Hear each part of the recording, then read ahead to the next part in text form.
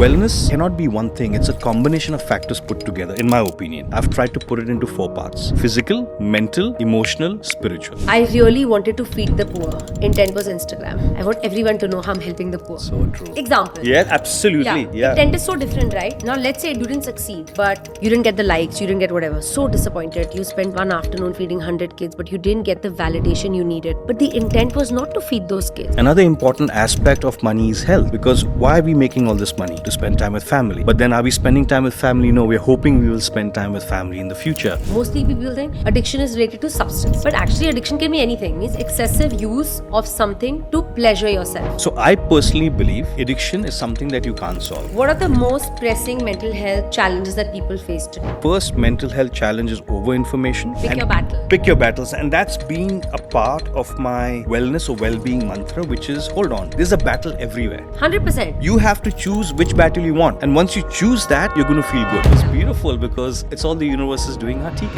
no problem. Prameet Kotak, renowned wellness and breathwork coach, recently shared his transformative wisdom on Ashna's podcast. Listen as Prameet delves into the power of conscious breathing and holistic strategies to unlock your potential for greater health, resilience, and joy. This engaging interview offers actionable takeaways to integrate into your daily life.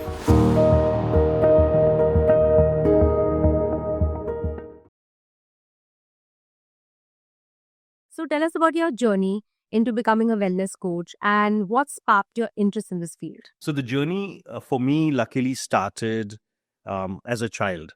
I was lucky enough to be born in a family where my dad was a senior karateka and my mom believed in philosophy and yoga. So it was natural for me to grow up with yoga and karate. And that by itself set the tone to question everything, right?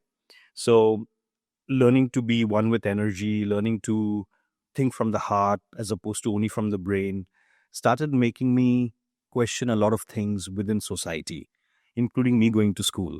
And that's why I was not very good at going to school in terms of attendance. Then the second phase for me was when I saw both my millionaire grandfathers having all the money in the world, but no health. So that was another spark for me, which was they have all the money, but where's the health? And why this imbalance? Don't get me wrong, I'm thankful for all the hard work because I'm enjoying it. But besides that, the question was, could we have found a balance and had them longer? And then the third part came for me when I had my own battles with addiction and my whole rehab process through that and understanding the value of life and living. And along with that, the value of relationships with people. And that then started making me basically hone in and see, you know what? Money is one thing, and that's important, no doubt. But another important aspect of money is health. Because why are we making all this money? To spend time with family. But then are we spending time with family? No, we're hoping we will spend time with family in the future.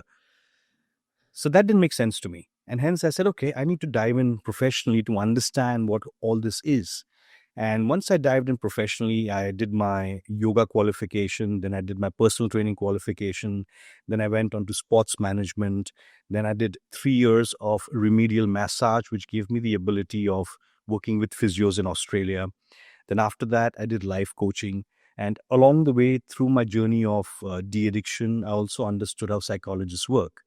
And through all these courses and life coaching, which gave me the opportunity of doing counseling, I created systems for myself, which I use even today.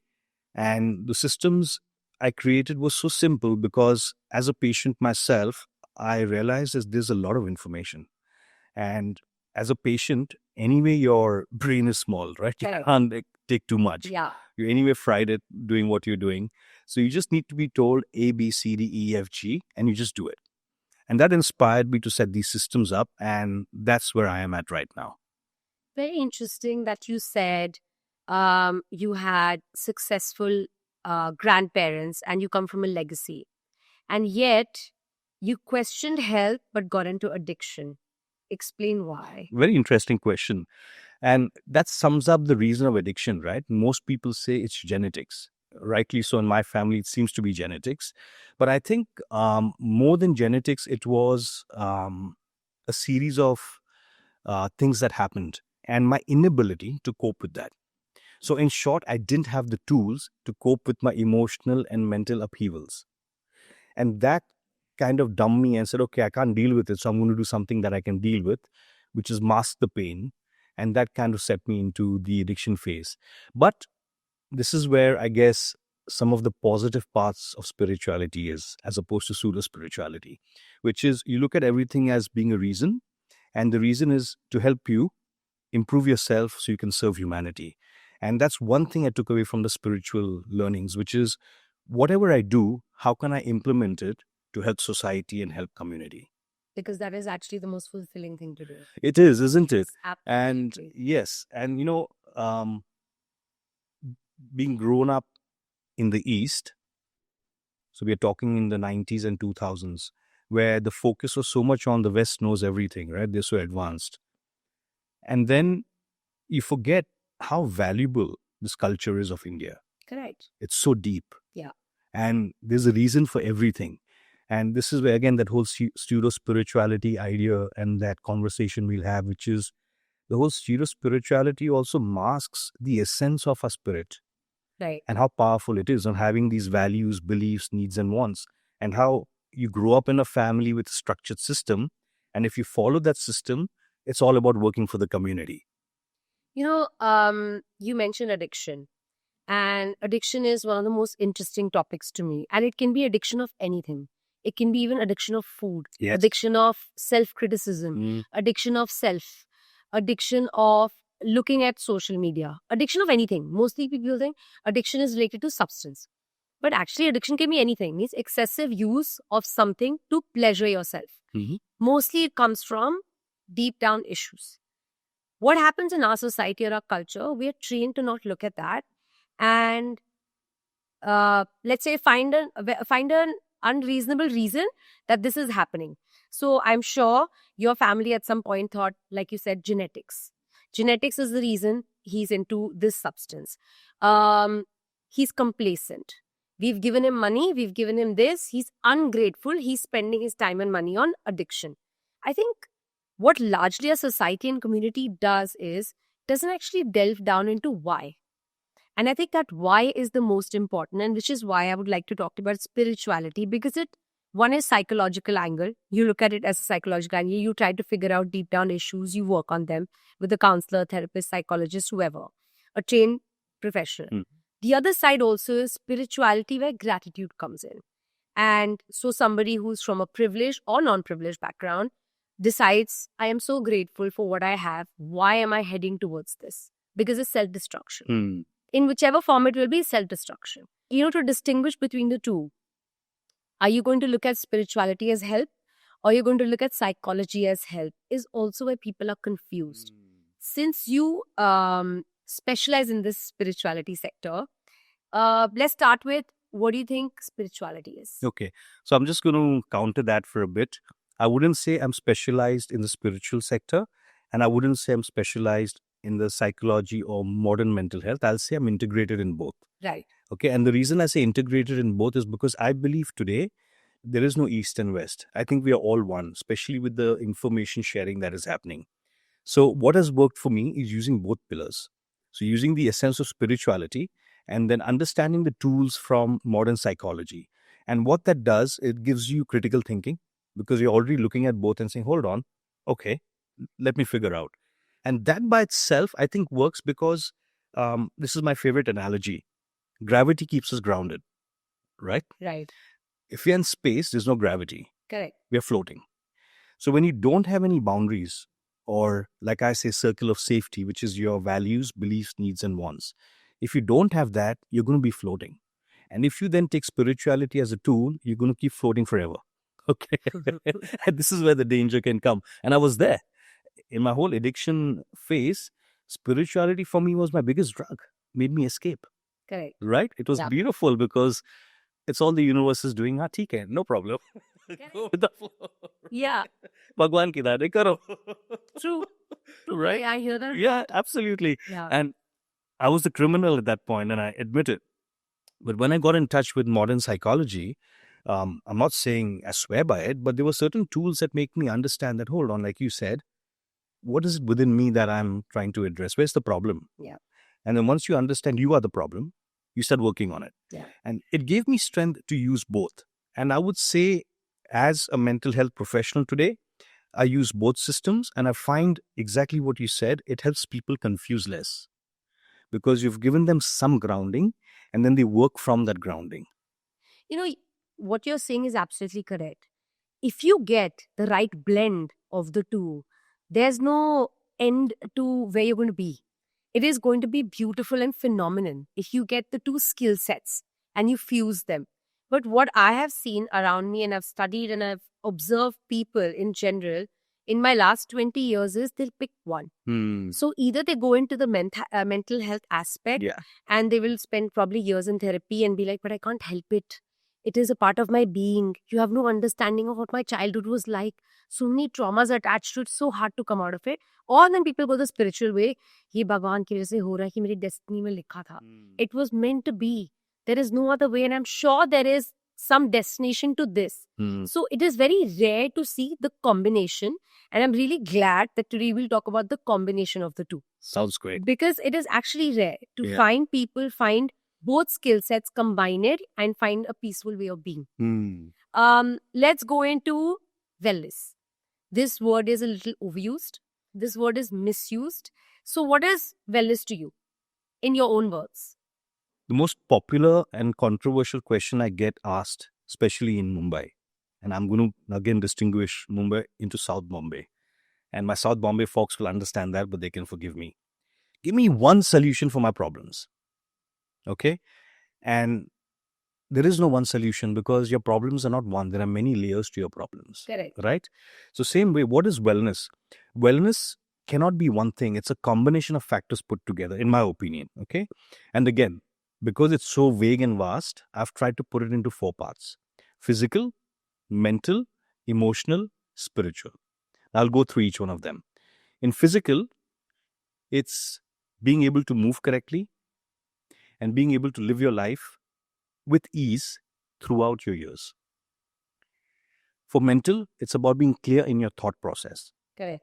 And that clarity comes only once you're clear about your circle of safety, which is a coin I have developed, which is your values, beliefs, needs, and wants. Emotional is basically being clear that you have emotional trauma somewhere, maybe with words, maybe with situations, maybe with colors, maybe with people, and how that trigger is not you. And then you train yourself to overcome that trigger. And spiritual is again not spiritual as in terms of sitting in a temple or in a church or in a mosque. It's about your spirit to go on in life. Yeah. Do you have the spirit right now to do what you need to do for yourself? If not, then we need to have a chat. But if you do, you're good to go. And that's where I also come back to this whole over-information overload that we have today. We do. Right? And I feel that is one of the most biggest problems of mental ill health. Because there is unregulated information available. I have seen the amount of interviews that are being given by people with no background whatsoever in mental health. Means they have not even had formal education. So how are you entitled to give this education to people when you yourself haven't educated yourself in this field? Right? So, and people are naive. In the end, they're soaking in this information without realizing. And that's misleading. So you're absolutely right. There is overload of information and then we don't know which one is correct, which one is incorrect. Not like people sit and research, oh, this reel is about this person. Who is this person? What has he done? What has he learned? People are like, oh, he's reached this mental space. Amazing. Let's hear him out. Let's hear him out. Yeah, true. Another interesting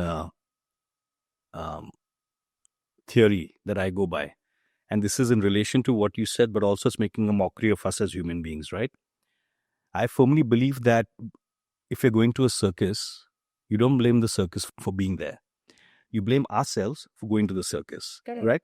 So now, this whole information overload, I believe, comes because of one reason. Because we want and we're demanding it. If there was no demand, there'll be no supply. True. Now, in my last 25 years as a wellness coach and consultant, I have found that people don't want to change. They want the shortest of cut. And my people, you all can forgive me for this or you can take it to heart. But the reality is 90% of people don't like to change. Yeah. It's too hard. I'm not saying they're right or they're wrong. So I firmly believe that if we take ourselves to the circus, we can't blame the circus for its act. But in saying that, this over-information, there is a way of tackling it. And I've coined two very important terms that, again, cuts through the clutter. Your circle of safety, which is your values, beliefs, needs, and wants. So you create a circle and you make it into 4 parts, and you put your beliefs, your values, your needs, and wants. And this is a homework you do on a daily basis because it'll keep evolving and changing 100%. till you They're find constant. Correct. Till you find a sweet spot. Once you find a sweet spot, in our Hindu terms, we'll call it Lakshman Rekha. Once you have your Lakshman Rekha, then you can keep dancing in and out of it, but you know where you're coming back to. Correct. It's like having a home. You'll go do masti, you'll be naughty, but at the same time, you'll come back at home no matter what. Yeah. Then the second part is the triad of balance: health, wealth, and relationships. What I have found is if you use these two concepts, the circle and the triangle, and you basically align them together, you'll be able to tackle all this over information that's there because you'll be like, a picture chal raha hai. Correct. Right? And then you from the picture say, ha, theek hai yaar, hold on. This is where I am at. This is what they are saying. Can I implement any of that into my life? If yes, great. If not interested. Yeah. And this is also, like this say, a skill that we have to train ourselves to. 100%. It's a skill to understand, firstly, what resonates with you. If it does at all, don't make yourself believe it does. Secondly, it's not about you. You know, today what you're saying and where you come from, and not in any negative way, is your journey. Hence, you learnt it. My journey has been completely different in my life. I can take what I want from it. I do not have to become Prameet. And I cannot become Prameet because everybody has their own journey, evolving speed, evolving direction. Cannot be the same. So to think that you will take all this information and you will turn into the speaker or you will turn into the speaker's journey is not humanly possible. So like you said, it's very right. You need the skill set to understand what is required and what is not, and what will actually work for you and what won't. Because also, you know, what happens is people who don't practice mental health or don't delve into mental health largely believe everything is happening because of them. And I think that is by large the mindset of the world. It is because of me. I walked in and he was so rude to me. It is because of me. He did not look at me and say hi properly because of me. He gave me a bad interview. My God, my day is ruined. My podcast is ruined. But it is not because of you. Everybody is functioning on their own axis. So we are like little earths. That's how I see it. Correct me if I'm wrong. Beautifully said. I see it like that. Everybody is their own earth. So everybody is a planet. Everyone's rotating on their own axis. You think it's because of you, but they're not the sun and the moon. The sun and moon are functioning, which is spirituality, higher power, whatever everybody believes in. My belief, let's say the higher power. That is constant. So sun is constant. Sun is not revolving. We are. We are the axis, right? We are on our own. So everybody is rotating on their own axis. Do not make it personal. When you start detaching yourself from that, I feel half your problems are solved. So true. Because we attach ourselves to everybody and their actions and their beliefs and thought processes, the problems occur. So true. So you're right. Make that chart for yourself. First, be clear of who you are. The confusion lies in who you are. Absolutely. You are so correct. And I feel I hope people pick up on this and implement it. Understand what you said, core, beliefs, values, wants, needs. Yeah. Most confusion lies there. So values, beliefs, needs, and wants. 4 things. Yeah. And then the triad of balance. Is your health, wealth, and relationship. Because your beliefs will form your relationship. Correct. And if your beliefs are confused, today you're believing X. Correct. Then you're believing Y. Absolutely. Then you're believing Z. Absolutely. And you're this monkey dancing to every tune. Yeah. So then you're not going to find balance, no matter how spiritual you become or how much of a mental health advocate you become. It's about knowing I am this earth and this is my axis. Let me find the best way to rotate on my own. You know, I love this earth analogy. And it brings out 2 points. One is, that whole thing about me is ego, right? Both negative and positive. But I like this earth analogy because it's at the end of it, all the earths together also can't collide. They need to coexist. Exactly. Right? That's a very beautifully way of putting things, as each individual is their own earth, but at the same time, we're all together. Yeah. Correct? We are rotating around. We have the same sun and the same moon. Yeah. Yes. It's just, if you start seeing it like that, then the world changes in your head. Yeah. And if it changes your head, it'll change your way of being. Yes. So let's talk about this very interesting topic to me, pseudo-spirituality. Let's explain what it is. So pseudo-spirituality is something that I was stuck with, right? In my teenage years. Yeah. And it was a romance. It was beautiful, right? Because it was unreal. Yeah. It was detached from Fantasy. the fantasy. Yeah. It was detached from the reality. So obviously, when you choose a path of any space, there's always going to be a positive and negative, right? So even though there were positives, the negatives were I was living in my own world. So this earth analogy of yours, I was living somewhere else. My earth had got closer to the sun, right? So what I found was I was kind of moved away from society. And again comes that ego part. I am better than everybody else, 100%. right? And because I have my chakras are open, my 7 chakras, which are the base of everything, but it's nothing in the scheme of things, right? And then that kind of creates like, I'm good, you're bad. Yeah. You should be doing spirituality, or you have nothing, you don't know what you're doing. False high sense of self. Sense of self. And all your issues under the carpet. Correct. Obviously. Right? Escapism. Escapism. Yeah. But then, 2015, this is a very interesting story. I did an ayahuasca ceremony. It's a South American way of the shaman coming and blessing you and then giving you a medicine that he makes from the root in the Amazon forest. And it's a psychedelic medicine. Okay? No wonder it feels good. No wonder it feels good, right? Yeah. Now, I was hesitant to get into it because I was like, no, that's my past. I don't want to do it. But something told me, do it. Because it's not going to be just doing a drug and dancing away and hiding your problems. In fact, the first thing you do when you take it or before you take it, you have to do 3 days of fasting. Oh. So your system is clear. His system is clear. Got it. Before you do the fasting, the shaman will call you and ask you, what's your goal? What are you doing it for? Okay. And guess what my answer was? I don't want any boundaries. That was my need from the ceremony. Cut to, you go into the ceremony and you're flying. Okay. And I get this vision that I'm in space and I'm holding on to tarpatri. You know what we call those bamboos that we tie together with sticks. I'm holding on and I'm stable. Okay. One by one, each stick starts detaching. And you saw this as a clear vision. As a vision, I thought I am it. Yeah. Okay. I had no idea where my body was. I was over there in space hanging and everything was beautiful. I was seeing the stars, the moon, the sun. The more it detached, the less stable I was. Correct. Right? Coming down. By the end of it, those were my boundaries. And what was my intention? No boundaries. Correct. By the end of it, I was holding on to that and I was spinning. I was spinning so hard because I had no boundaries. There was no foundation. And then my physical self started shouting for help. So the shaman came, you're fine, let's ground you. They pet me, tap me down, calm down. I came out of it and I said, I'm not going back. I want boundaries. Right? I want boundaries. I need some form of foundation. And that helped me set this whole circle of safety and triad of balance, which made me again understand how important boundaries are. Now, spirituality, I have used it to my positive, but I am now clear of where I am and what I want. So I'm able to listen to any of the gurus, past, present, future. But like you said, and like we discussed, I take in what is applicable to me. Correct. Right? You resonated. What I resonated, what works with me for this point. Correct. Now I'm in a 5-year phase of my life where I'm very clear of what I want. So if it resonates with me, I do it. If it doesn't, even though the offer comes, I'm like, let me think about it.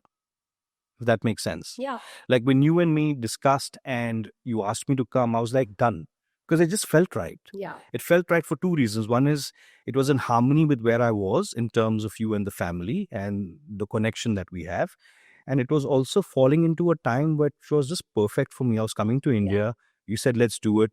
The topic was great. And I was thinking of this topic for a while and it just happened together. So again, if I didn't have this, I would be floating. And I would have said yes to everybody and made a whole hash of where and what message I want to give out. Correct. I think that happens a lot with people. And I don't think it's anybody's fault. But I think, like you said, because there's over-information and because people lack clarity in what to take and what not to take, there's confusion. And confusion can lead to anything. Yeah.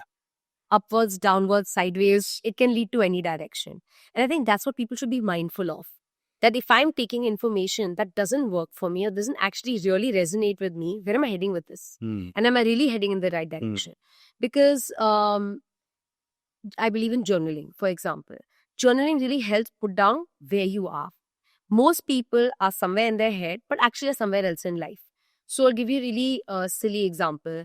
I believe I'm really on time. I believe I'm very punctual, and I believe that I reach everywhere and I'm very perfect at what I do. But if I start to write down how my last 7 days have been, probably sure I'm not.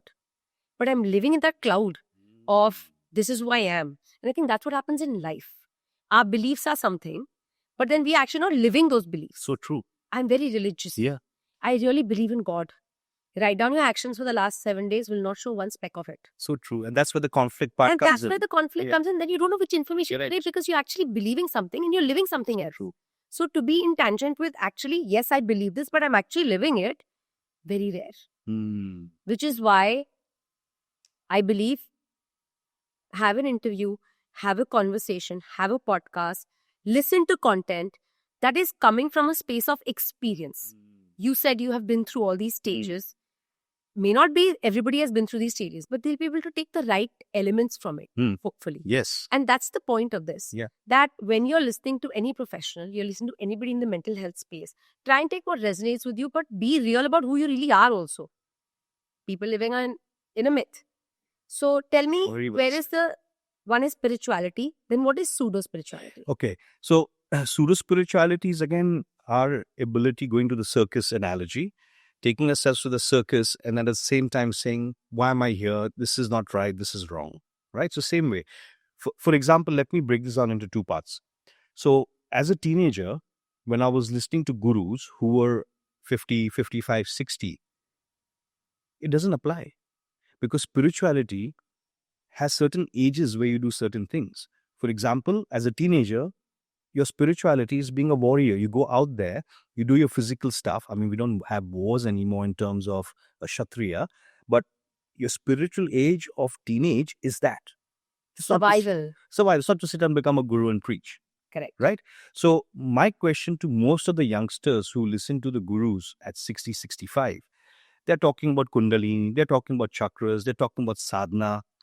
Apply that to your teenage life. Apply that to you being 40. But you can't be like them when you're 40 because that itself is a conflict, right? I mean, it's like if a guru says, listen, it's all about doing sadhana for 6 hours a day. First of all, you have to ask yourself, are you in that space and do you have the ability of doing 6 hours? And at the same time, looking after your family and your work. I was just going to not at the cost of them. What is the availability of 6 hours? Correct. Exactly. If I decide that if I really believe in a guru and I decide 6 hours, what is going to happen to my work, my child, my husband, my family? Where are we going to get those 6 hours? And I'm actually going to just be a recluse. Correct. Everything else gets affected. Correct. And it's a domino effect. Yes. It will affect the mental health of everybody around me also. Absolutely. And this in itself is like and I blame two parties for this. The gurus and the people who are studying, because the gurus are not part of the circus. They're evolved people. So I think it becomes their responsibility to speak to people in target markets in marketing terms, which is, okay, between your 18 and 30, this is the kind of spirituality you should follow. Between your 31 and 41 or whatever age group they decide is good, this is the spirituality you should follow. Like in the yoga texts, they're very clear about the right time to do your sadhana towards going to God and preparing for your death. Then they're very clear about your time as a family man. Then they're very clear as your time as a teenager. And they're very clear about your time as a youth. So obviously as a youth, you're not in the position to make cognitive decisions. So your parents do that for you. Correct. Right. Yeah. So it's about the principles and, like we say, apna, what do you call in Indian culture, the paramparas. Yeah. Right? The values, beliefs being handed down in a clear manner and then we implementing it. But because there is so much confusion in saying that India is a young country. We've just got independence 75 years back. Correct. So I understand that we're going through a state of confusion and we're latching on to whichever information we can find to find identity. Yeah. I find we will find identity as we go in the next 25 years for many reasons. But an important thing for us to be careful of is the pseudo-spirituality, where spirituality has all the answers. Your pujas have all the answers. No. In fact, if you're a nice person, when I say nice, if you're clear about who you are, Doesn't matter you call that nice, not nice in the eyes of society, because for you to be nice, there's always be a second side society doesn't like, right? And if we were all that perfect, we'd all be gods, but we're humans. So we're always going to have two parts to us. You're going to have many parts. Many parts to it, correct. The plus, the minus, and everything in the middle. So I firmly believe that spirituality needs to be put into brackets for our ease of understanding. Spirituality needs to be put into age groups where we understand that as per our age, we do what we do. And I think the responsibility lies both on the people preaching and the people taking. Now, the people taking need to start asking, because if there is no demand, there is no supply. So if we can collectively improve our consciousness and start asking the questions, then I think we might be in a better position to handle over information, of which spirituality is a part of. I agree with you in most ways, but I differ on one. As much as you're saying the gurus or the preachers are responsible, I actually believe the responsibility lies on the consumer. For example, there's a factory that's making 10 flavors of cornflakes. They will give you the 10 options. It is up to you to choose. Is it really gluten-free? Is it really sugar-free? Is it really blah blah free? Because they will give you all of them. They are trying to make a business. You as a consumer have to decide whether is it really worth picking this over this over this, and not having cereal at all because my body doesn't require it. It's the same with the mind. Everybody is giving you some product. Do this 7 times a day. Do this 24 times a day. Do this 7 days a week. Right. It's a product. Right. You see, does it work for your body? Does your body require it? Does your mind require it? Because mind is an organ, just like stomach is an organ, liver is an organ. You only put what is required for your liver and for your stomach. Brain is an organ. Put only that much. Why are you consuming everything? So true. Right. So true. Yeah. So why are you taking all the 20 boxes seriously and put it in? But I don't need it. I agree with you, and it's just making me think of something, and it's quite harsh. But the reality is, you're right. Everybody's selling a product. Yeah. So you decide whether you need to buy that product or not. Everybody, if you remove them, and you say so wrong, and you remove these 20, 30 preachers, gurus, whoever you call them, cults, another 30 will pop up. Has consumerism ever died? No, it's only increasing. But the consumer has to have the brain of, do I need it? Is it good for me? For the brain, for my mind, for my life, for my circumstances. Then walk towards it. So then you're putting the whole onus on the consumer. I think it is. Okay. There will be always fatty food. You can blame McDonald's as much as you want.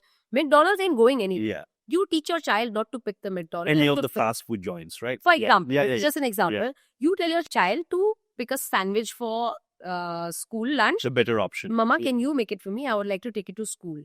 You have to instill that choice. So true. McDonald's isn't going anywhere. You can crib and cry how much ever you want, or any other fast food. Sorry, brother, stick to that one example. Try to help you with that.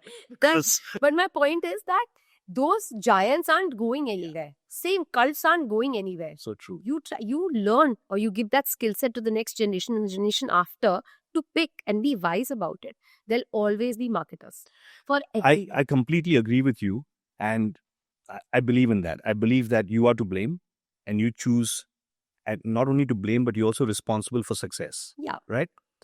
But somewhere down the line, obviously, it could be my values in terms of a teacher, a guru is somebody who has a responsibility towards society. You're right. So that's my only ambition. You're right, because you come from that process. But then what happens is not everyone's dealing with ethics like you. So right. Just like every restaurant, every food chain isn't thinking. So true. Or every product on the shelf isn't thinking, oh my God, the guy is actually going to become fat, but we're not saying it. They're not thinking. So true. They're trying to sell it. Yeah. So again, I feel like the large responsibility lies on the consumer. Very true. And that's why then I think we come back to the circle of safety and triad of balance. It makes it more important for people than to imbibe by that or something similar. Absolutely. Like I completely agree with you. In fact, a lot of people sometimes, especially my clients, say, oh my God, you're like a guru. I'm saying, no, please don't call me guru. Because the moment you put me in that bracket, I have a responsibility to act that way. So rather than that, you become your own guru. And you become your own body guru, so you understand your body. When I say body, not physical, all four. Yeah. Physical, mental, emotional, spiritual. So you take this on, you create your own systems out of this, but just understand that you need to create that boundary, that Lakshman Rekha for yourself, whatever it may be. As a teacher, We have teachers for mathematics, we have teachers for science, for English. We learn languages because of our teachers. It's not like our grandparents are sitting and teaching us for 10 years. Right. They'll add to you, or your parents will add to you. But in the end, you go to school to learn certain subjects. I feel like mental health, mental wellness, habits, all of these things can be coached by a teacher. So if today you're a wellness teacher, great. We all need one.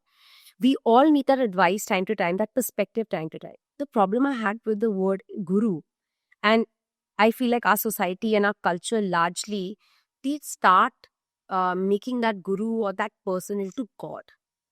So, like I described before, if we all are earths, and that's how I see it. This is just my personal analogy, it's not from anywhere else. We all are earths, right? Those are also people who are earths. They have their own axis. They might be rotating at a very higher power axis compared to mine or yours. Or different, not higher, different. Let's say they believe they're higher. Okay. I'll give it to them. They are higher. Right. I won't even deny it. I won't even argue it. They are. Why are you calling them sun and moon? Sun and moon can be one. Right. So, and if that's the higher power, then let's stick to that. But the problem with our culture and society is, and it comes from years of gurus becoming gods, humans becoming gods. And I think that's where my issue lies. It's like disempowering yourself in a way. Yes. You're giving your power away. Mere paas nahi, aap hi decide karo. Yeah. Guruji, aap batao, what will I name my child? Why? You can't decide the name for your child. Right. Why should Guruji decide? It will take effort to sit and name your child. I'm serious. Because then you have to be in that moment. You have to speak to the conscious source. I'll tell you, it's not even about choice. It's about responsibility. They put the responsibility on that person. So true. Something goes wrong. Correct. Guruji hai bola. Correct. So I think it's about accountability. Correct. In the end. Yes, everybody is. Run from accountability. I would say everywhere in the world. I don't know any other cultures. Yes, I can comment. I can only comment on mine. I would say humans all over the world. Let's run from accountability. Let's run. Yeah. We can't do what we're doing. Yeah. My actions are not from me. It's coming from my teacher. My teacher taught me. Correct. Guru taught me. Yes. Teacher taught me. Religion taught me. Or my politician. I voted for him. He was supposed to do this, but he's doing this. Guru leader. Right? Yeah, correct. Absolutely. So I just feel that whole portion actually is about accountability. Yeah. And that is again something you have to teach the next generation. You're so responsible for everything you think, do and eat and consume. Which is why I'm saying consumer is responsible. Yes.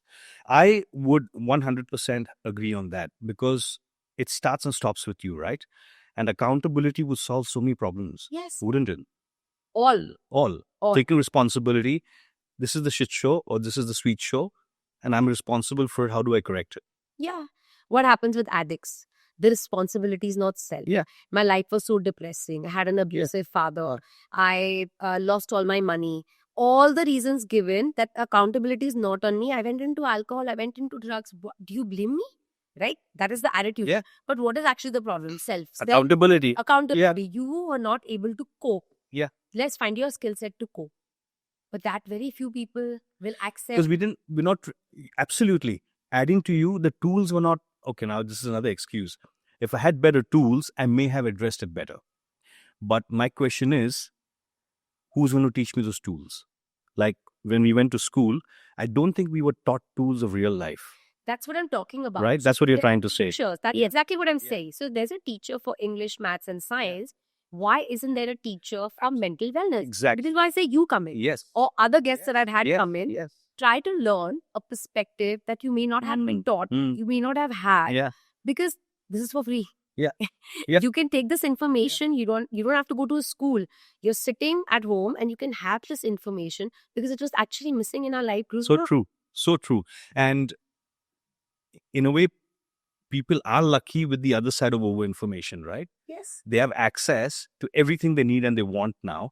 And it becomes even more of their responsibility to become clear of what they want. Yes. Correct? Which again sums up over-information, spirituality or pseudo-spirituality, and then taking responsibility, accountability for yourself and your life. Correct. Right? Now, just talking about and adding to your point, it's like marriage or a relationship between two people, whether it's husband, wife, whether it's boyfriend, girlfriend, whether it's father, mother, whether it's siblings, father, son, mother, daughter, mother, whichever relationship you're relating to each other, right? Now, you both have a certain set of values. As you grow, you have your own set of values. Your parents have a certain set of values. Most of those values meet. Some won't. That point, maybe you agree to disagree. Correct. Right? At that point, if I'm talking about my father in this case or my mother, there's a certain responsibility of saying they're older to me. I can sacrifice something for them. Or if you don't want to use the word sacrifice, I can let go of it for now just to be with them and please them. But suppose I'm an equal with someone, suppose it's a brother and sister, and there are certain values that don't meet. What do you do then? You have a conflict. You have a conflict, right? Yeah. To solve that conflict, there are two ways. You keep fighting, or you say, okay, let's meet in the middle and let's solve that conflict. That for me is the essence of adaptability and accountability. Now, one thing I learned in the lockdowns was no matter how strong you are in terms of your values, your beliefs, your needs and wants, and your triad of balance, you have the flexibility of jumping in and out. And you can only have the flexibility and the adaptability, like you said, if you're certain of who you are. Yes. It all lies in that. So if you take accountability and you have adaptability, and maybe we're going to coin this term together, AA, accountability and adaptability. Correct. I think today, over information, spirituality / pseudo spirituality, accountability and adaptability. I think these are the 4 coins that have come to me as I'm speaking to you. And I think with that self, and going back to my favorite example of the earth, what are your own? Work on your own earth. You cannot work on anybody else's. So true. Its soil is different. Yes. Its atmosphere is different. Its temperature is different. Well said. Everyone's different, right? So if you start working on your own temperature, clouds, water, soil, earth, all the elements of earth, on your own earth, everything changes. You will start to view other earths differently. So true. And you will say, it's okay, another earth is very hot. Okay. Mine isn't, my temperature is being maintained. Automatically affect or your, like I said, coping mechanisms change. Because then your coping mechanisms with self. It's not relying on everything else. Why do people not cope? Let me know that. I'm asking you. I'm asking you. What to do your answer? People don't cope is because the focus is not on self. So again, you're not on your own earth. You're looking at every other's planet. And because you're focused on everybody else's planet, how can you? Correct. So again, that not taking accountability and... So I think if you start looking at your own, growth. So and your true. own, yeah. But it's hard, right? 100%. It takes a certain amount of awareness, a certain amount of evolving. But I don't think it's impossible if a good percentage of people have done it, are doing it, are practicing it. And that's what we should learn from a wellness coach, from a mindfulness teacher, from somebody practicing mental health. That's exactly what we should be learning is how to improve self, how to be accountable for who you are, and actually just focusing on where you are going. So true. 2 things that just came to me once you were bringing this conversation up. Do you think, and I have an answer for this, but I want to put it to you first and then I will answer on that. We know that the truth is always in the middle, right? There's one truth here, there's one truth here, and the actual thing happens in the middle. Correct. Now, we're just speaking about taking responsibility and always asking yourself, what can I do to improve? But in a 2-way street where 2 people are there, you're taking your responsibility. If the other person is not, then how do you balance that? You don't have to balance. I see it like this. I'll give you an example. How do you coexist? I'll give you an example. So coexist, right? Let's say me and my husband, our coping mechanisms are different because we're 2 different planets. So if my earth copes in a certain way and I'm like, maine to apna responsibility kar diya. I was supposed to do this, not done it. He's at a different pace, different environment, different temperature. Correct. I'm like, okay, that is his way. Why does he have to cope like I'm coping? Why does he have to be responsible? If I have, what you say, somewhere meet in the middle. But why does he have to be in the middle? Why can't I work 70 or 30 30s and 70s? Yes, well said. So balance is not always 50-50. It's sometimes 70-30 and it can swing. I think balance can be 90-10 also. But we give that balance to our parents, don't we? Yes. My mother's very old. Correct. She's very short-tempered. Very well. For her. Very well. But we don't do it with equals. Why we can't work 90% for equals? So true. Because they're like, no, now it has to be 50-50. But why? Why the difference? So true. So if a parent can get that 90 from you, let your sibling, let your colleague, let your friend, let whoever get 90 from you. It's not taking anything away from your earth. Your earth will still maintain its balance because you've learned to maintain that balance. And then you have your, like we say, healthy boundaries in place. Correct. So you work from those boundaries or from your Lakshman Rekha and you know how to maneuver in and out. If I think you are very self-aware your boundaries will come automatically. You will not feel like a carpet being walked over. You will not feel like I'm overachieving. You will not feel like I'm overcompensating. Because anyway, you will only work from your boundaries. So true. So that your 90% is your boundary. Correct. You are able to give that much. And probably somebody's giving is only 10%. What do? How do you force them to give 50%? Right. And then dissatisfaction. That's where conflict will come. Expectation, conflict. But what is conflict? For me, conflict is, again, you have your boundaries, and in that you have your needs and your wants. Conflict is a space where your needs and wants are not being met. Correct. And it could be in conflict or opposition to your beliefs and values, or it could just be standalone, where you're feeling like you're not getting what you deserve or what you want. Yeah. But that again comes as a part of you not knowing what you want, because like you said, once you're clear about your earth and about what you need to do for your earth, you will relate differently to every other earth. Not only that, we have to also remember that everyone's not evolving at the same speed. So even my needs and wants should keep changing and evolving as time goes. They're never stagnant, right? Today, my need, for example, is a coffee every morning. 2026, I might give up coffee altogether. Correct. So that coffee in the morning with my husband, which was a ritual and a need, might change. Yeah. And then what do I say to him? You're not adapting because I adapted. Correct. But that's wrong. Correct. Yeah, absolutely. Yeah, so what is my responsibility here? Hey, I have decided to give this up. Can we switch it to water? Can we switch it? Because my 15 minutes with you was important, but that coffee is not important to me. So you have to realize what was important to begin with. Was it the coffee? Was it the time? I think it's also about realizing what is the intent. So I believe everything comes from intent. If my intent today is to have a really good conversation, whether you make me feel comfortable, uncomfortable, you're not looking at me the right way, you're not dressed the right way, you didn't come in at the right time, you didn't go at the right time, I can come up with 1,000 reasons to be upset. Didn't match expectations like you said. But in the end, what was the intent? The intent was to have a good conversation. That happened. Why are we focusing on everything else? And so true. And that's where you cut off from the drama and from the illusion or the Maya, like they say, right? And focus on the intention. And I would agree with you. I think intention is having clarity. And with clarity, everything just comes into place with that, right? So I completely agree with you. And taking this opportunity of moving this conversation into relationships, if you don't mind. Absolutely. And how important it is to have, like you just did, open and honest communication, which is first understanding why you're doing something and then addressing the situation as you go with clear communication. When I say clear communication, it doesn't have to be verbal. Yeah. It can even be non-verbal. Yes. Right? And non-verbal moves faster. Moves faster. So true. And for non-verbal, you need to be clear of what you want from this whole situation, from this relationship. So some of my patients who come to me with relationship issues, right? And it's all about the partner's fault. I'm sure 90% of it is. Yeah, it's always the partner's fault, right?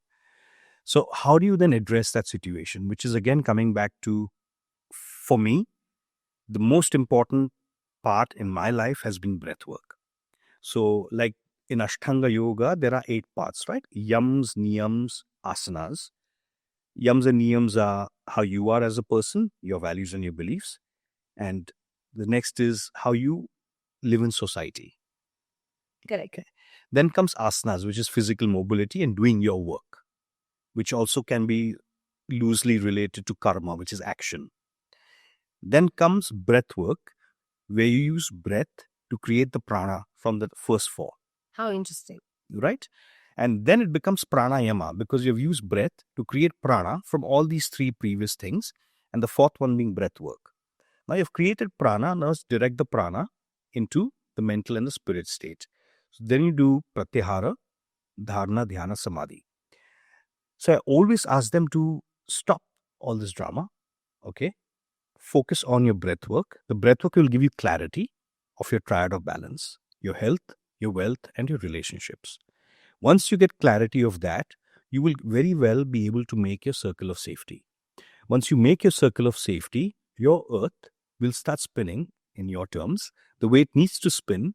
And then through that earth, through your gravity, either you will get attracted to him again or her again, or he or she will get attracted to you again.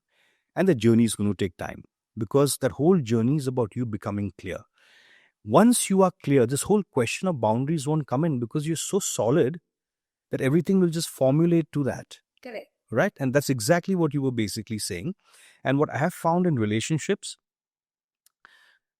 we evolve every day. 100%. Right? Any relationship will only work if there are common grounds. Like even in a family, in a joint family, I live in a joint family, you live in a joint family. There is some values that we have in common, some beliefs that we have in common. Yes. Which is holding us together. Correct. Otherwise, everyone's doing their own thing.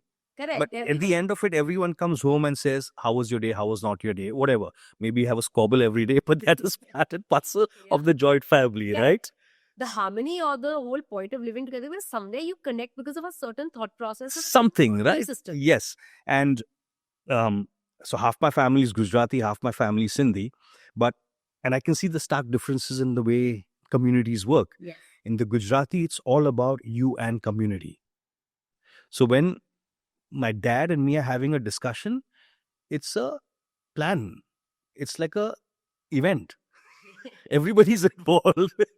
When my mom and me are having a discussion, it's unilateral. What do you want to do? This is the question. This is the answer. Do it. Okay. So again, I've been lucky to have both sides. So I've been, obviously over years, been able to say, okay, you know what? I actually like both. This is sometimes too much discussion. This is no discussion. Find the midpoint. But the important part in any relationship is to have some common ground. And once you live for society and community without letting go of your identity, you will have a higher purpose to work on. Yeah. And that is what I found for me has been a consistent source of grounding and my ability to stay focused. Because the previous 3 times I've peaked in my life has been about me. This time it's about us. And that's where I find some form of power that is guiding me. I mean, what do you think of that? I think it's because the intent is right. I think the intent may have been very different. It may not have even been about self. Even though you think today was self, the intent could have been completely different. Could be, let me escape from this life. Oh my God, I can't deal with the family. Let me run away. So the intent could have been something else. Because your intent is so clear today of service, it changes everything. So true. So intent, I feel like, changes everything. Yeah. And people don't even realize what their intent is. One is to say and one is to really have. So true. I really wanted to feed the poor. Intent was Instagram. I want everyone to know how I'm helping the poor. So true. Example. Yeah, absolutely. Yeah. Intent is so different, right? Now, let's say you didn't succeed, but you didn't get the likes, you didn't get whatever. So disappointed. You spent one afternoon feeding 100 kids, but you didn't get the validation you needed. But the intent was not to feed those kids because that was fulfilling on its own. The intent was to show the world you are into this activity as well. So I think in the end, everything is what intent starts questioning. I feel everyone start questioning, what was my intention for real? Yep. For real. Yep. One is intention on surface. What was really my intention? You know, I have this conversation with my mother very often. And she loves to ask me these kind of questions. She says, but why did this happen? And I ask her, what was your intent? What was your real intent? You did this for my dad, or you did this for the house, you did this for whoever. What was your intent? Was your intent to really do it or just get appreciation? Ask yourself. And if it was just it was appreciation, I'm sorry. It was not a great thing to begin with. If you're only seeking appreciation, you cook the food, your job is done. Dad likes it or not, that is his part of the story. Your story is over. Your intent was to cook the food. You cooked it, story over. Chapter. Beautiful. Next. Oh, he didn't like it. We sat for half an hour, we argued. Today, this was not made. You are taking on a surface that was not to begin with. So true. And then you're creating more drama for yourself. More baggage, more drama. You are going away from the intention. If the intention was to cook, you have cooked. Job is over. Next, buddy. What is your next intention? What is your next action? You're focusing on something that was not supposed to be your focus. Now you're like, he's supposed to like it. Why supposed to? So true. Because I've cooked it. So, like you said very rightly, most of the downfall happens in expectations not being met. And what happens is we give the power to the other person. So it's interesting how you brought this up. So this is the time of 2007 when I came back from Australia.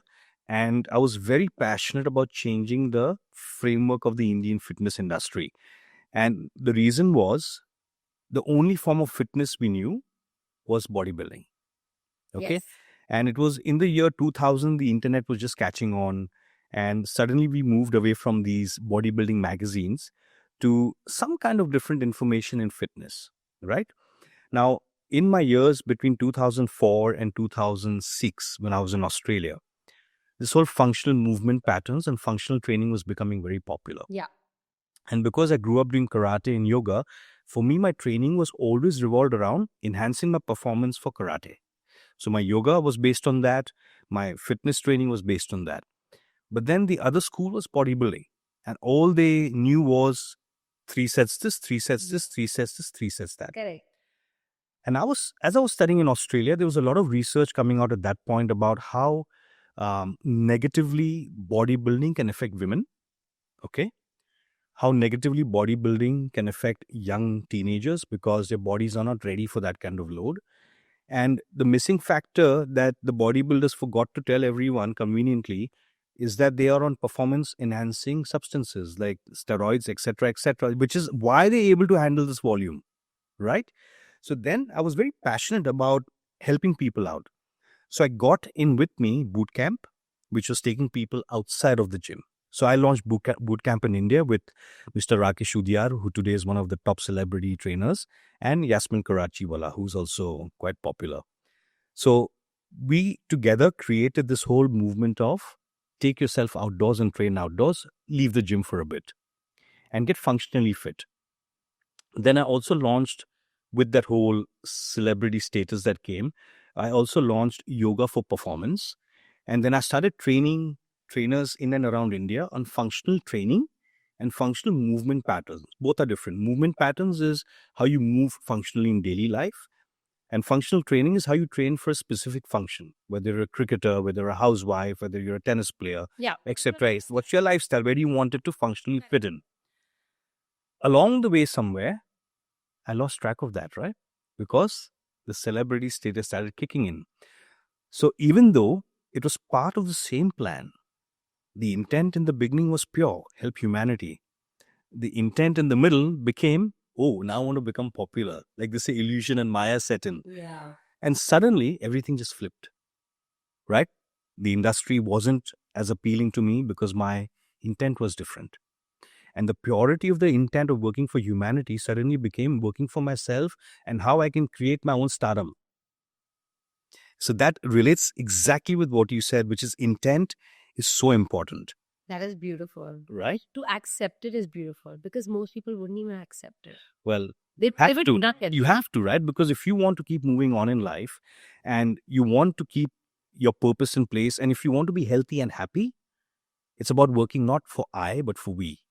Like even the theory of I personally believe the concept of I is again misunderstood because there cannot be I without everything around you.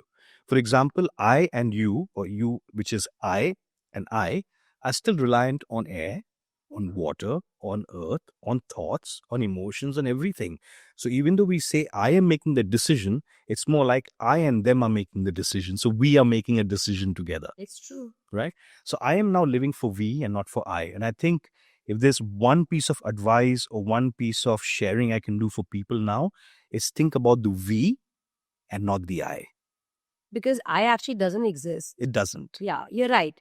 And everything around us affects us more than we know. So true. So the I also changes. You know, today I'm sitting in this room with you. The aircon is on, the lights on our face, the mic is working, there's water for us to drink. Let's say none of this existed, was just you and me having a conversation. The conversation may be different. Very different, yes. So everything around us changes also that version of I. So true. You're absolutely right. I want to know your opinion. What are the most pressing mental health challenges that people face today? Okay. So the first, in my opinion, the first mental health challenge is over-information. Second is addiction.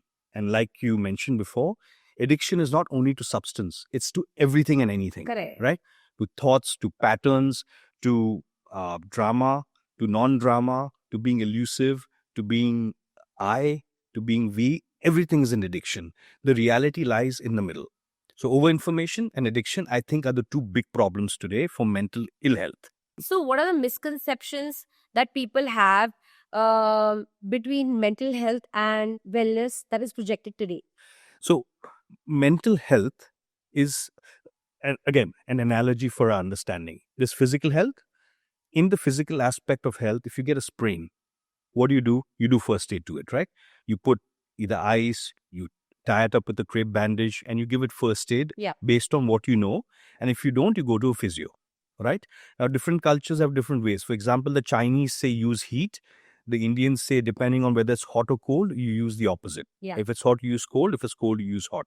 In Western science, it's all about if you get a sprain, immediately ice it, right?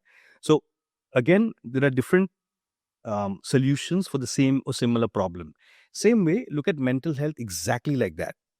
If there's an episode where you feel emotionally and mentally out of control, I would say either you fix it with the tools you have, and if you don't have the tools, go to a mental health expert who can give you the tools.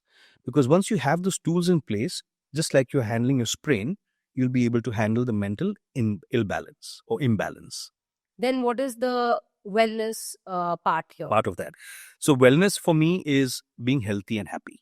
So that's not actually addressing a problem like mental health might be, right? I think wellness is a way of life, right? Yes. So and it'll mean different things for everybody. So now, for example, they say be physically fit, but physical fitness is different for everyone, right? If you're a cricketer, it'll be different. If you're a tennis player, it'll be different. If you're a housewife, it'll be different. If you're a wellness coach, it'll be different. If you're a bodybuilder, it'll be different. Same way for mental health, it depends on where you need to be mentally. If you're a psychologist, it's going to be different. If you're a professional athlete, it's going to be different. If you're a mom, it's going to be different. If you're a single bachelor like me, it's going to be different. So it depends where you need your mentality to be. The problem starts coming when you don't know where you are. Again, that whole, I'm not sure who I am. What are my boundaries? What is my circle of safety? And I'm just floating without gravity. That's where I think the problem comes. And I'm trying to simplify it, but it's not as simple as it seems, because physical ill health you can see. Yeah. Right? Mental ill health or the brain you can't see because it's infinite. And like we discussed, it's very variable. There's a lot of fluidity in that. In the morning, you might feel good. You had 2 extra coffees, you might get an anxiety attack. Correct. Right? And suddenly you're feeling scarred. Yeah. So once again, it's about understanding you, understanding your circle of safety, your triad of balance, and then working within that range. And when you feel yourself being pushed out, take help and address it. So there are a lot of wellness claims online, offline, reading the magazines, reading newspapers, see flyers, internet is full of it, social media is full of it. Can you tell me, how does one identify wellness claims to be factual and wellness claims to be just superficial? Right. Let's talk about beauty, right? Because so wellness as a whole is a $1 trillion industry and it's only growing. Okay, these are stats that are recently been released. Let's look at beauty, the face beauty. Okay, there are so many different treatments now, right? There's PRP, then there is vampire facial, Botox, fillers, basically. Right? Then there's a thing where they needle the face and micro needling, right? Now, how do we know which one works? Because each one claims the best skin, right? There are 2 ways of doing this. One is you experience it yourself and you be the guinea pig. You be the guinea pig. Become a monkey. Dance to every tune. Correct. Or you become smart and you start researching with everybody else who's done it. Go online, speak to people who have done it, and try and figure out the best way.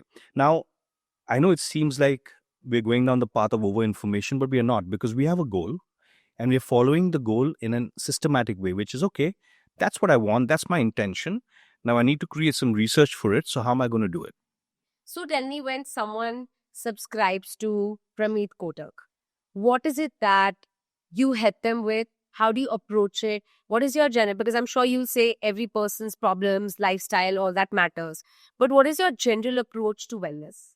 So I've worked with the whole spectrum of people, right?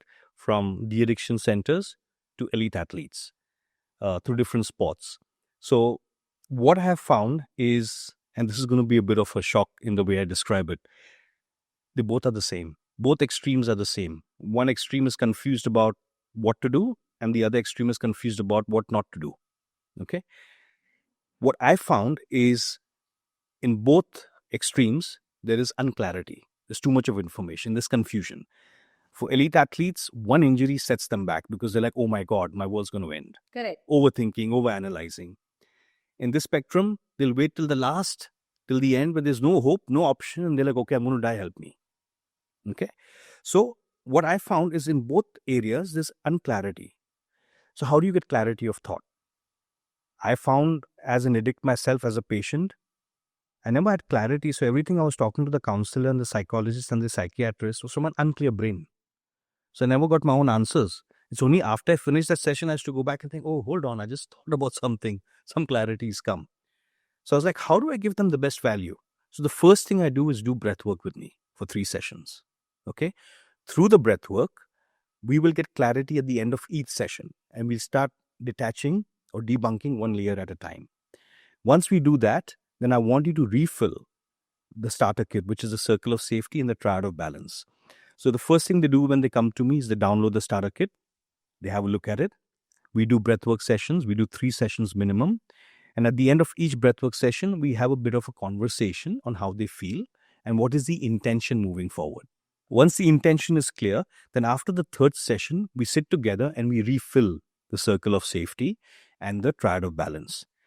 That sets off a chain reaction of introspection and thought.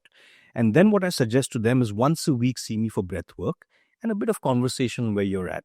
Because again, there's so many variables, right? Yeah. And there's so much of communication gap. So just because I say this is a belief, that person is like, hold on, I'm confused now. What's a belief and a value? And actually, my belief and my values also meet. I'm like, yes, that's right.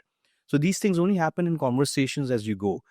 So what I found is usually 3 months is to get some base and some clarity. To ask you how long would it take to get there? On an average 3 months.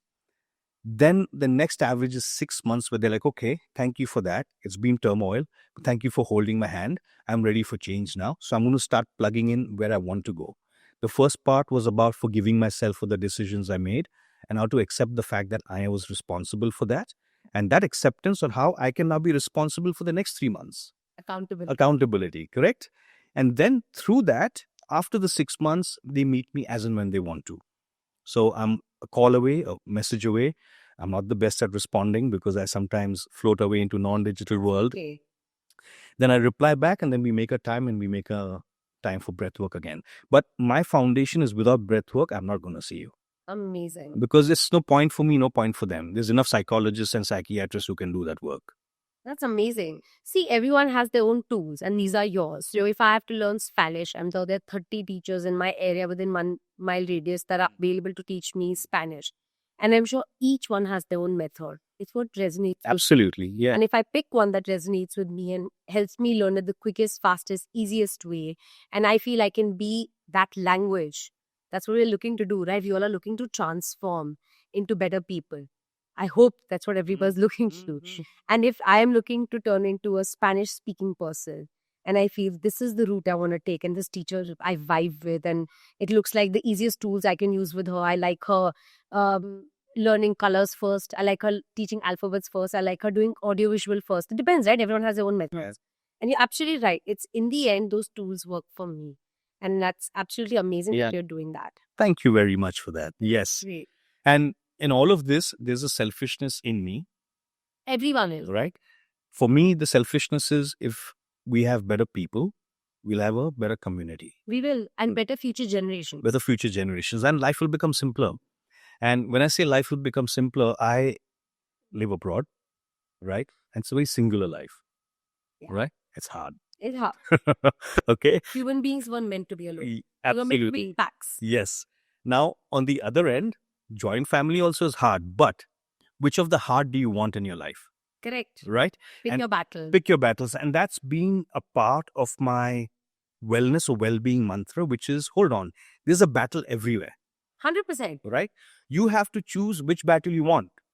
And once you choose that, you're going to feel good. So I personally believe addiction is something that you can't solve. Okay? And the reason I say that is because I have tried every method. And in saying that, the stats say there's a 6% success rate for an addict. Okay? I have been now 10 years clean. Like more than 10 years clean. I'm saying 10 years clean because in the middle I used to dabble and come back out. 10 years I have been clean because I shifted my addiction from substance to wellness, which means imbibing my breathwork daily, imbibing my fitness daily, putting all that energy I have into choosing the right food, where it's coming from, and choosing the right form of spirituality for me, which is what is the spirit I need to go on. Okay. So I have found that transferring your addiction to something that works for you is the best way. Now, suppose I was a businessman, which I'm not. I've realized that. Suppose I was a businessman, I would shift all my addictive personality behavior into business. Okay. And if you see, most successful people are extremes. And they're actually addicted to their work. They are. Yeah. Okay. Either they're addicted to their work, or after their work finishes, they get addicted to substance because there's nothing else to look for. That is the only life they knew. You're right. It is extreme. Yeah. And you can only be mad to be extremely successful in today's world, right? 90% of people are happy with the 9 to 5, happy with money coming in. That's good. But see, other 10% who are extremely senile. And it's that senile attitude which I believe is addiction. Because if you look at addicts, they're very smart, very intelligent people. And spiritually, if I may say, very cued on. They can read people's thoughts and they maneuver, they manipulate. They're very good at what they do.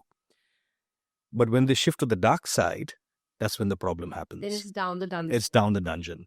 And coming back to the point, you have to become so solid in yourself. That's what they teach you even in AAA and in addiction rehab centers, which is you have to create your boundaries. Now, when I say boundaries, I don't want to be misunderstood as this is my boundary and that's where it stays. No. You have to create your circle of safety, your triad of balance, and work from there in adaptability. Be adapt and take accountability for all the changes. And if you ask me what is one piece of advice, I won't say advice, one piece of sharing, I would say be adapting to your situation, take accountability for who you are, create your circle of safety, find your triad of balance, because there is no shortcut.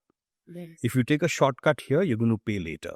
So rather than saying, oh, I'm going to listen to this guru, oh, I'm going to listen to this Instagram, do it.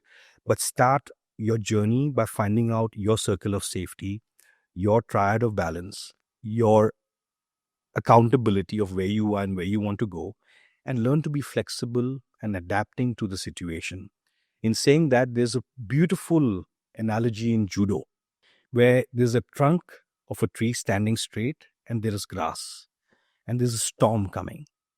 The storm comes and knocks the tree down because it's rigid, but the grass dances.